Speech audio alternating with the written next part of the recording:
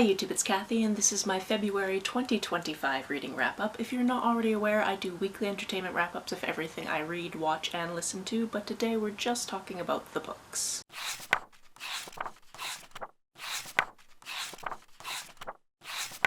It's been a very long time since I've filmed in this room, and that's because it's currently full of about half the stuff that usually lives in our garage, because the garage was getting a remodel and an update and like just basic foundation things so it doesn't fall over at some point.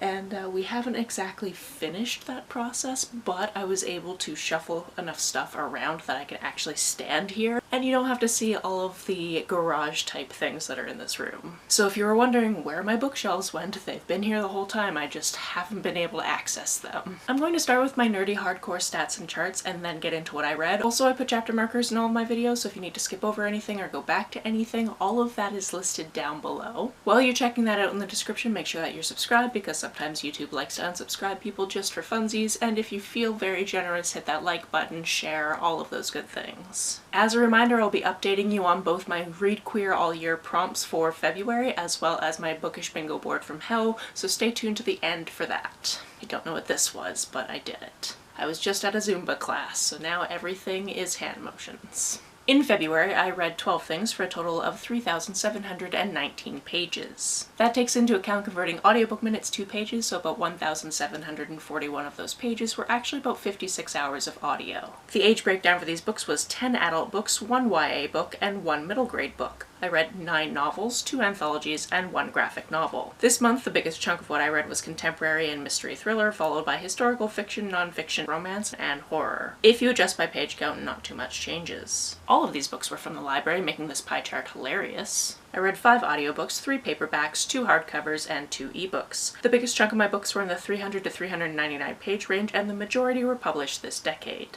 I read mostly women authors this month, and most of the protagonists were female. In terms of setting, more than half of these were set in the US, but I also had reads set in the UK and France. In terms of diversity of subject matter, everything was queer, intersectional, or had to do with mental health. In terms of star rating, this month I had 1 3-star read, 2 3.5-star reads, 5 4-star reads, and 4 4.5-star reads. Let's start with the lowest rated read and work our way up to the highest, shall we? My 3-star read this month is Pony Boy. This one takes place in France and has to do with a trans mask character who is in this relationship with this woman who doesn't really see him for who he is. She's constantly making these quips about how they're lesbians together and that type of thing, which is just not great for anyone's mental health. Not to mention that this character definitely has substance issues. This one is written in a very disjointed way, which does make sense when your main character does have these types of issues, but at the same time it's just not a writing style that really works for me, and I didn't find myself really excited to keep picking this up and figuring out what was going to happen with this main character. I'm happy for the growth that happened, I'm happy they were able to get themselves out of certain circumstances, but overall this just wasn't a book for me, and that's perfectly okay. On to my 3.5-star reads, the first one being Codename Villanelle. This is the first in the Killing Eve series, and I read this because I watched the entire 4 seasons of the TV show in 1 week. And then of course at the beginning of the very first episode I'm told that it is based on a book series, so of course I had to pick it up, and I can see how it is very loosely based on the book series. In this book we're following a couple of different characters. One of them goes by the codename of Villanelle. You might have been able to figure that out based on the title. And then the other one is Eve. You also might have been able to figure that out based on the series name. Villanelle is our assassin character. She pulls off these very elaborate assassinations, and she's paid by some mysterious organization to do so.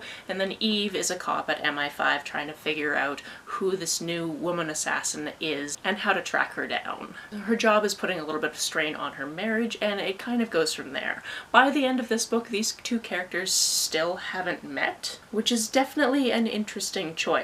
What I like most about reading these books, because I am currently reading the second book in the series, there are 3 in the series, is going through and looking at the different things they decided to incorporate into the TV show, because they are very, very different. Like, there's character differences, all of those types of things, but occasionally you get murders that are carried out in the same way as things that happen in the books, so it's very interesting to see just those kind of details brought over.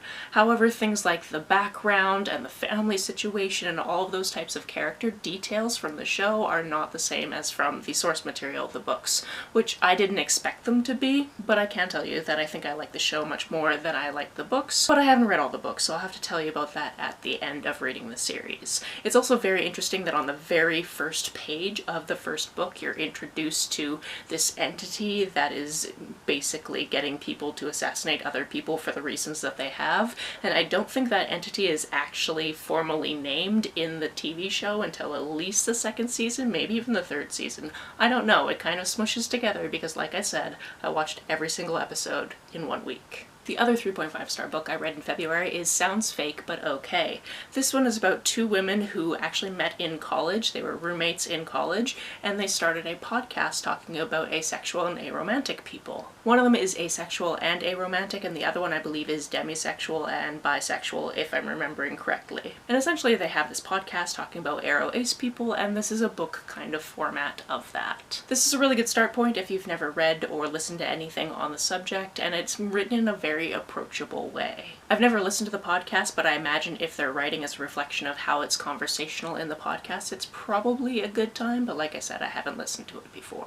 On to my 4-star reads, the first one being The Naturals. This is the first in a series. I don't know how many books are actually in the series, 3 or 4 I believe, and it's all about these different people that have these natural abilities that make them very attractive for working places like the FBI and tracking down serial killers. Our main character in this book, I believe her name is Cassie, has this ability to basically look at people and kind of figure things out about them, basically a profiler. So this is kind of like if you wanted Criminal Minds but for teenagers and with like love triangles. And I love me some Criminal Minds, and I think profiling is kind of cool, so that's why I read this book. You also have this extra layer because you know that the main character's mom went missing like 5 years ago, and they think she must have died because of the amount of blood that was at the scene, but that's never really been confirmed before. So when this series of murders start happening and they seem to be very similar to what possibly happened to her mother, you can tell that she's very intrigued in trying to figure this out. My library actually doesn't have the rest of the audiobooks of this series, which makes sense because it is from the 2010s, but I think it might have some of the ebook versions, so I might be able to continue that way, if I actually get around to continuing series, which is not my strong point. The next book on this list is a graphic novel called Drama. This is my middle grade book for the month, and this one follows this girl who is in the theater department at her middle school, and essentially all of the shenanigans about her liking a certain boy and then him not really liking her back, and then her trying to figure out if she likes other people, and then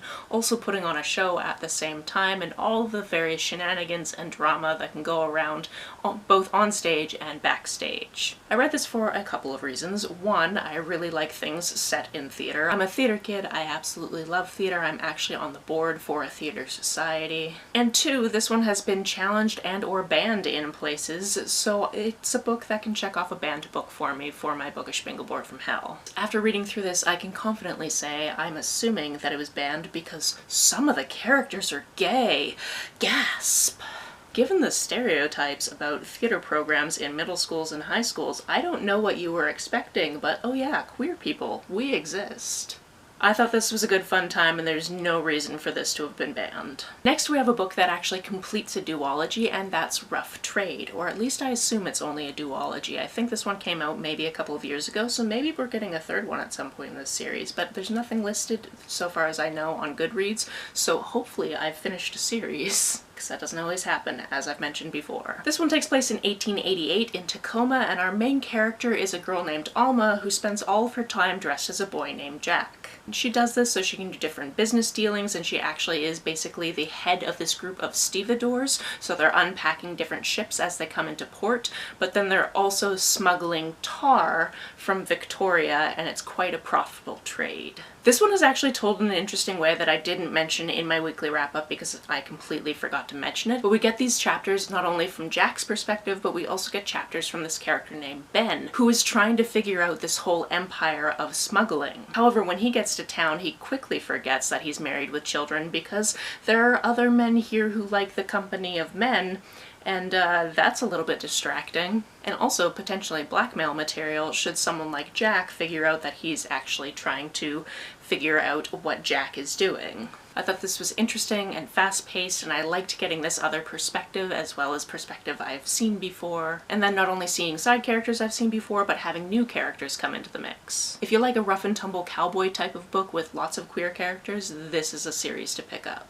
As for the horror anthology I read this month, that was Out There Screaming. This is edited by Jordan Peele and it has 19 different Black authors writing different iterations of horror, and it was just such a good time. Especially because I listened to this one as an audiobook, so I got several different narrators telling me these really cool stories. Obviously it's a little difficult to talk about an entire collection of short stories because I could be here for a very long time if I wanted to go through every single one of them, but what I can tell you is there is no story in this that kind of let me down. Usually you'll have some highs and lows you'll like more than others, but I had a really good time with this entire book.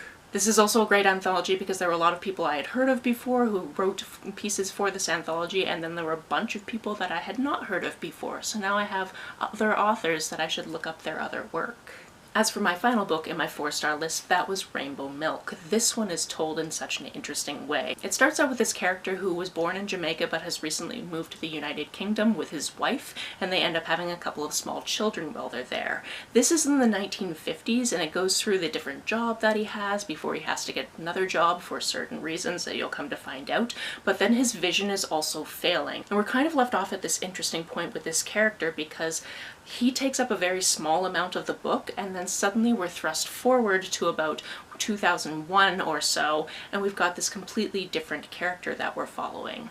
His family is Jehovah's Witnesses, so there's certain things to do with his life that he has to deal with based on that. Not to mention that his mother actually married this white guy who is not his father, and he didn't ever actually get to know his father. And he's got these two half-siblings that are treated way better than he is, and now he's at the point where he basically is just trying to hide from everyone that he's queer. That doesn't last forever, and he ends up completely leaving that situation, going to London and trying to live his life there, and it's definitely a very different experience. This one definitely jumps around in the timeline, so we see him a little bit older, a little bit younger, a little bit older, a little bit younger, not necessarily in that exact order, but we'll see him at different times and with these different characters that he meets along the way, and I just thought this was told in such a fascinating way. Also, if you're listening to the audiobook, I believe the author actually reads the audiobook, and this is full of different accents, which is just such a treat. This made for a fantastic listening experience, and you felt like you got to know the characters that much more. Obviously, these two characters are connected to each other in some way. I was able to figure it out pretty much ahead of time, but the conclusions that we get at the end are even more meaningful than I thought they were going to be. On to my 4.5 star reads, the first one being Make the Season Bright. This is by Ashley Herring Blake, and I've loved everything I've ever read by her, and this is about these two women who they grew up together, they were each other's best friends, and then eventually lovers, and then they were going to get married, and then they didn't get married, and they haven't seen each other in about 5 years, and unbeknownst to them, each of their friends in these separate cities are going back home for Christmas to the same house because those friends are sisters, and they end up having to go back to that same house and then have to pretend they've never seen each other before, don't know who each other is, because they don't want to have to deal with the drama of that situation for the week or two that they're staying there. Of course, it doesn't go that way, and it becomes a second chance romance situation. We try to figure out why they didn't get married, but they're also thrust into these very cutesy Christmas time dating things because basically there's a big festival that happens in the town around this time for all of the singles. And the mother of the two sisters that they're staying at the house at has already signed everybody up for it. It's a queer holiday fun good time. I very much enjoyed my time with it. Speaking of queer holiday fun times, we also have Most Wonderful.